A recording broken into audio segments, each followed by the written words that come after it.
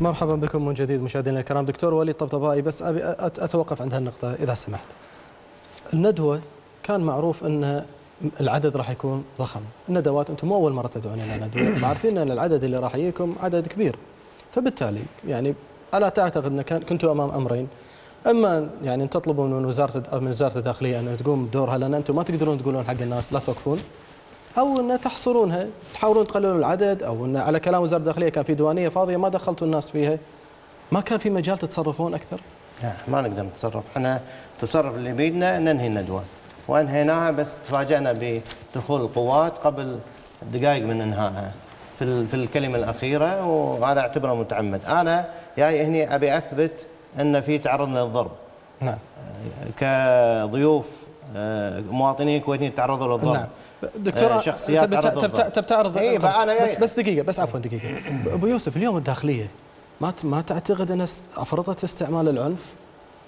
يعني ضرب المواطنين ترى امر مو سهل. يعني الحين هو طبعا واحد يتعدى على مو سهل، ما حد يبي نواب اللي انضربوا ايضا نواب. ما انطقوا النواب يا سووا سد يا يبون يحمون النواب، ما ينطقون النواب محصنين وما لازم يتعرضون لهم، ما حد يتعرض لهم. بس اذا النايب حط نفسه وسدح نفسه قدام السياره شو اقول له؟ اقول له انا دعمتك ولا انت انسدح قدام السياره دعمتك؟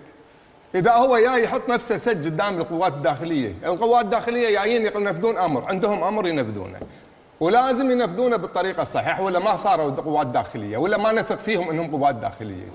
لازم ينفذون الأمر، ولازم يصير عندهم عين حمراء، ولازم يحترمون. إحنا بالكويت اليوم إحنا نطالب إحنا كشعب كمواطنين نطالب الداخلية أن تكون قوية. ملينا من هالضعف هذا من الداخلية والتقاعس. قوية تكون بالعنف؟ مو بالعنف، يكون لها سلطة، يكون لها هيبة، الناس تحترمها. لما تعطي أمر والأمر يجي من ولي الأمر لازم تنفذه، ولا شلون عيل ولي الأمر يعلن حرب؟ بيده يعلن حرب ولي الأمر، ما بيده يقول والله بفضوا اجتماعات خارج الديوانية. متى عيل أنا يكون عندي احترام لولي الأمر؟ ليش انت ما سويت اجتماعات خارج ديوانيه؟ اسوي، ولما تكون توافق لي ما لا مو حرام عليكم وليد، انتم لازم يكون عندكم موافقه، انتم يعني نواب مسؤولين، لازم تكونون عندكم القدره انكم تتحملون المسؤوليه. مو احنا اللي نقولها، الشعب يقول. انتم حاكوا الشعب، حاكوا المواطنين. انا طبعا وانا حضرت وكان حرام علينا. لا حبيبي، انا في تصريح من الداخليه، انت الحين قاعد تناقض نفسك. حلال علينا حرام علينا، يعني انت قاعد تعترف وتحتل، توك حالف. شلون تحلف وتقسم وتقول انت حلال علينا وحرام علينا؟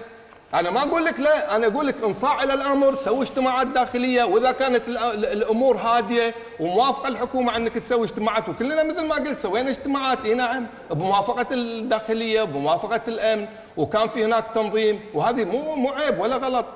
كل الدول تسوي وكل الناس تسوي، والديمقراطيات الكبيره حتى بريطانيا يسوون. نعم بس ابو يوسف، بس عفوا ابو يوسف، خلي ابو يوسف خلي الدكتور ياخذ دوره.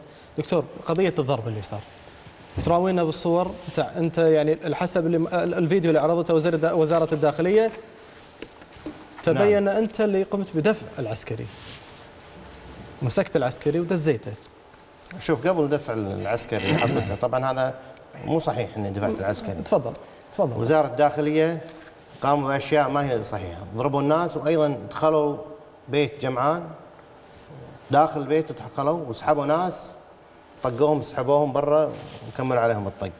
هذا الحين هذه الصوره تثبت بان هذا سور المنزل، والشرطه داخلين هني، هذول اللي عليهم دوائر داخلين، وسحبوا الدكتور الوسمي من داخل الديوانيه وسحبوه برا.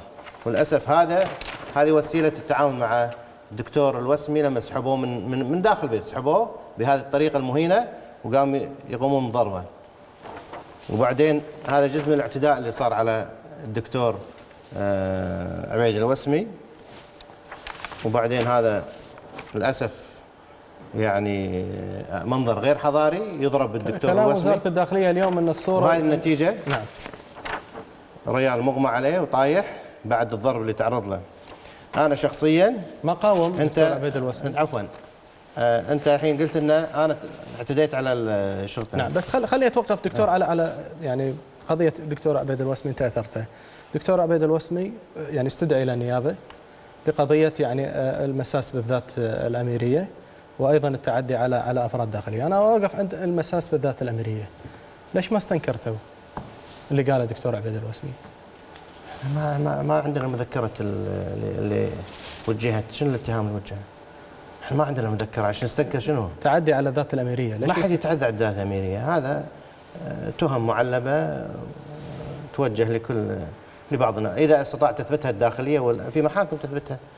احنا ضد اي واحد يتطاول على الذات الاميريه. كلام الدكتور عبيد الوسمي في الندوه، بس عفوا دكتور، كلام الدكتور عبيد الوسمي في الندوه بان هو يتحمل كلامه. نعم، لكن كلام تحدث عن القضاء، بس القضاء. الحكومه تستخدم اسلحتها يمكن في الداخليه والنيابه ورجال القضاء. انتم ترضونها يعني ان واحد يتهم القضاء الكويتي معروف قانون ومشهود له. في قانون موجود اللي احنا القضاء له احترامه وتقديره. اذا انسان مس القضاء برا او تطاول على القضاء. تستنكرون احد يمس القضاء؟ طبعا نستنكر يمس القضاء ويمس صاحب السمو الامير البلاد، يمس اي شخص نستنكر احنا، لكن اثباته من عدم اثباته دور القضاء، دور النيابه تحقق وتاكد تعيد الشريط. انا ما ادري شنو العباره اللي وجهت له، ما اقدر انا استنكر شيء انا ما. لكن اذا في مساس انا ضد المساس، حتى لو كان من الدكتور عبيد ولا من غير الدكتور عبيد، حتى لو كان مني انا ما اقبل ولا اقبل من احد انه يمس لا صاحب السمو ولا اي مواطن اصلا. شاهدنا الصور، بس خليني اخذ تعليق يوسف. شاهدت الصور في اعتداء بالضرب على احد يعني الاشخاص وفي سحب لهم، هذا شو تسميه؟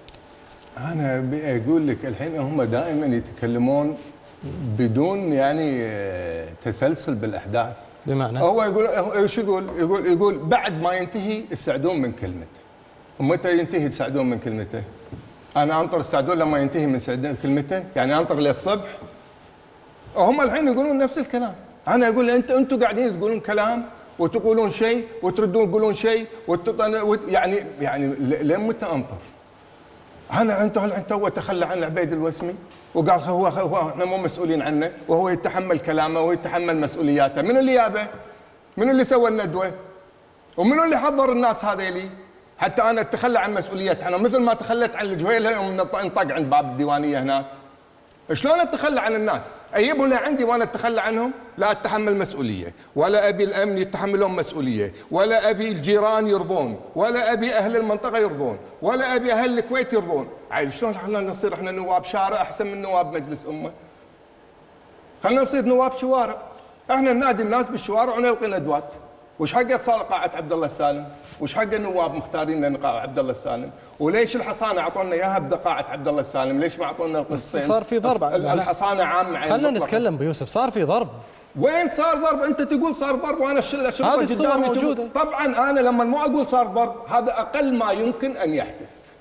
هو قال يعني لو ان لا هو انا ما ايد الضرب. انت قلت ليش ما يابوا الهوزات؟ ليش ما يابوا المطافي؟ ليش ما يابوا الرصاص المطاطي؟ ليش ما يابوا ما ادري شنو؟ انت توك تقول هذولاك ما طقونا. على الاقل اليهود نزلوا من السلالم وعلى طول طلق نار. لا ما طقونا. وطق. لا شلون انت تو تقول ما طقونا؟ واللي انطقوا واللي انقتلوا. انت الحين بس انت تشوف نفسك، انت نهيت عن نفسك من الطق هناك قدام اليهود، وخرت، انحشت، خليت ينطقون. انا ماني جبان عشان لا ادري عنك انا. انت رد عليهم توك انت تدافع عن اليهود. وليد انا احترم نفسي.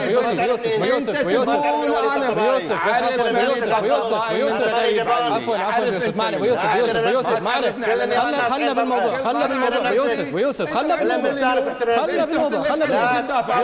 يوسف عفوا بيوسف خلنا بالموضوع. بيوسف لحظه شوي عفوا بيوسف لحظه عن الكويت بيوسف خلنا بالموضوع. بيوسف سويت انت بالغزو عبد الرحيم اخذ بريك. اخذ فاصل اسال حتى تعرف واتحداك اذا انت سويت ربع. بس